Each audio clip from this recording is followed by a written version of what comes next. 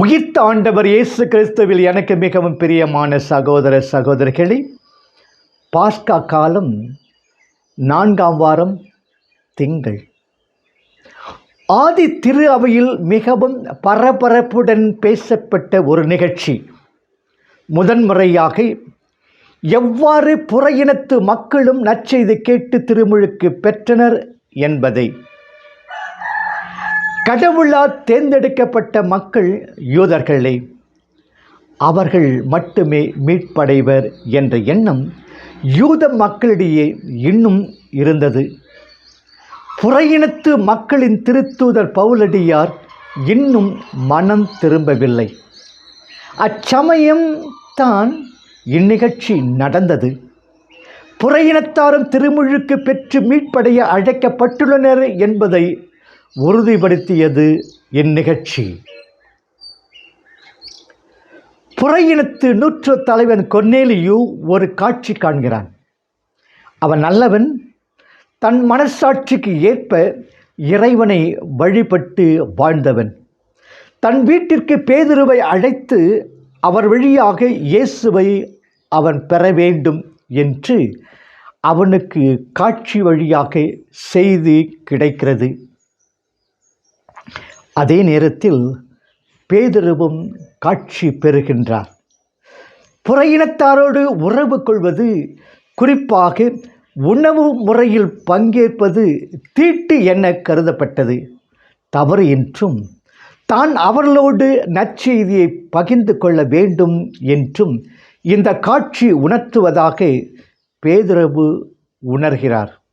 இதன் விளைவுத்தான் கொர்நேலியுவின் மனமாற்றமும் அவர் திருமுழுக்கு பெற்ற நிகழ்ச்சியும்.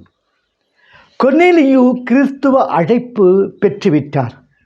அதாவது புற இனத்தாரும் திரு அவையில் சேர எத்தடையும் இல்லை என்பதை ஆண்டவரே மீண்டும் காட்டிவிட்டார்.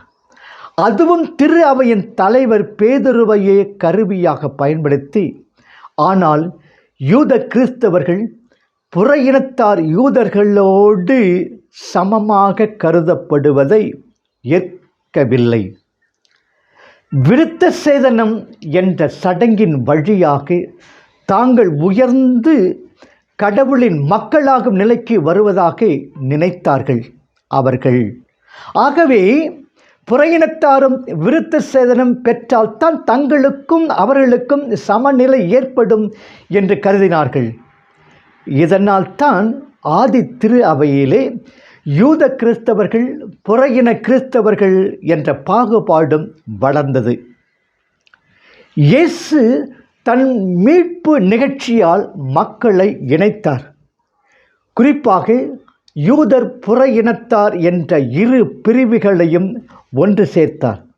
இதைத்தான் பவுலடியார் சுட்டிக்காட்டி அவரே யூத இனத்தையும் புற இனத்தையும் ஒன்றாய் இணைத்தார்.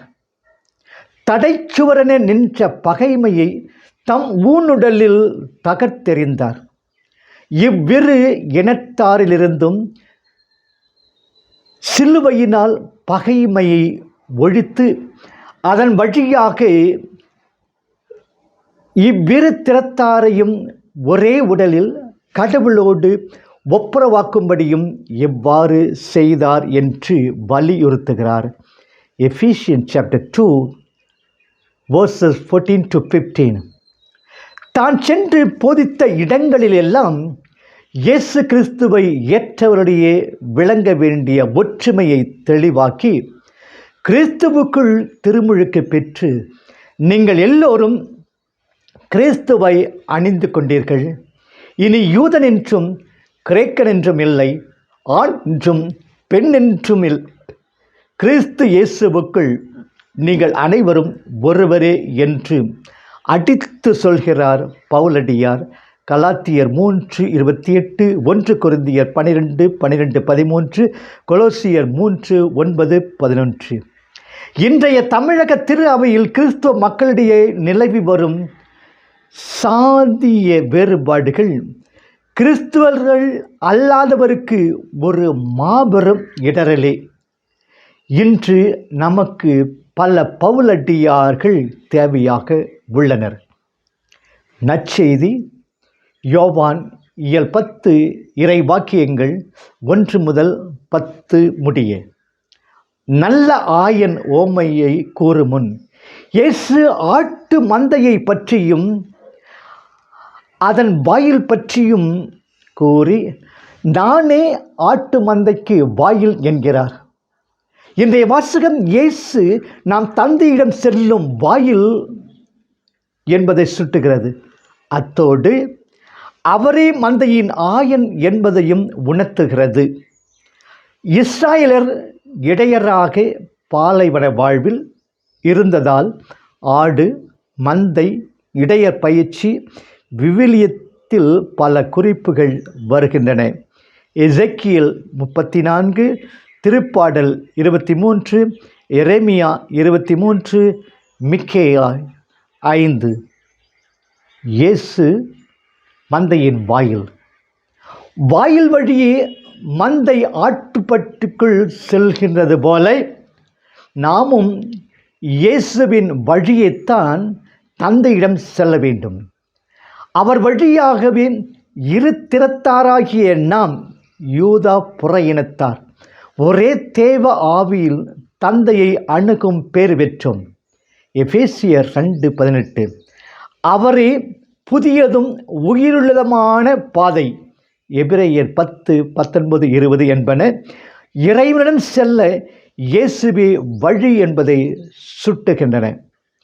இயேசுவை கடவுளின் மகனாக மெசியாவாக ஏற்று அவர் வழியை, அவர் வாழ்வை, அவர் வார்த்தைகளை பின்பற்றி நடப்பவன் சுதந்திர வாழ்வு, மீட்பு வாழ்வை பெறுவான். உள்ளே போவான், வெளியே வருவான். 10:9 என்பது இப்பொருளை தரும். எண்ணாகமம் 27:17, இனச்சட்டம் 28:6, திருப்பாடல் 121:8. இயேசுவாக்கிய வாயில் வழி நடப்போம். இயேசுவின் வழியிலே நடப்போம். இயேசு மந்தையின் ஆயன். ஆயன் மந்தையின் தலைவன், மந்தைக்கு சொந்தக்காரன். மந்தை அவனுடையது. எனவே தன் மந்தையை நேசிக்கிறான். ஒருவரை பெயர் சொல்லி அழைப்பது என்பது அவர் மேல் நமக்குள்ள அன்பையும் உரிமையையும் காட்டுகிறது.